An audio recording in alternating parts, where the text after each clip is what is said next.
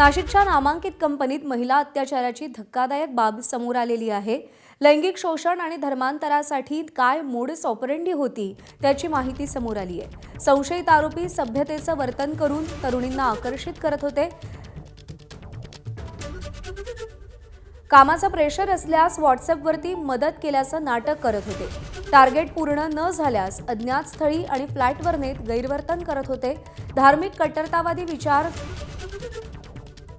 समोर मांडत धर्मांतरासाठी पीडित मुलींकडे तगादा लावायला जात होता।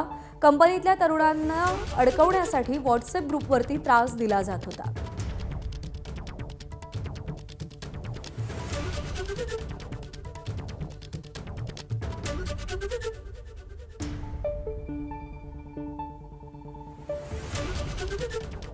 तर या सगळ्या प्रकाराची मोडस ऑपरेंडी आता समोर आलेली आहे। पहिल्यांदा सभ्यतेचा बुरखा पांघरून तरुणींना फसवलं जात होतं।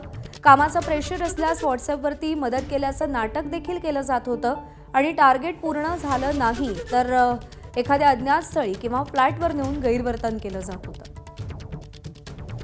शुभम बोडके आपले प्रतिनिधी आपल्याला या सगळ्या संदर्भात अधिक अपडेट देतील। शुभम, जसजसे खुलासे होत आहेत आणखी धक्कादायक माहिती समोर येते, कशी होती या सगळ्याची मोडस ऑपरेंडी? नक्कीच खरं तर या एका नामांकित कंपनीमधल्या ज्या पीडित ज्या आहेत त्यांच्या तक्रारीमध्ये नवनवीन काही माहिती समोर येते। एक विशिष्ट ग्रुपमधून हे सगळं ठरत होतं। जे ग्रुप लीडर होते, जे संशयित आरोपी आता त्या अटकेत आहे, ते या दिवसभरामध्ये नेमकं काय काय करायचं आहे ते एका विशिष्ट ग्रुपमध्ये त्यांची चॅटिंग होत होती आणि त्या संभाषणानंतर हे सगळं दिवसभराचं ठरत होतं आणि त्यामध्ये या तरुणांना अडकवण्यात जाण्याचा जो प्रयत्न होता तो सुरू होता। अनेक ठिकाणी ज्या महिलांना आहे त्या महिलांना त्या सगळ्या संदर्भामध्ये कुठेतरी स्वतःवर विश्वास पटेल यासाठी सभ्यतेचं देखील लक्षण खरं तर यांचं वारंवार त्या ठिकाणी दिसत होतं।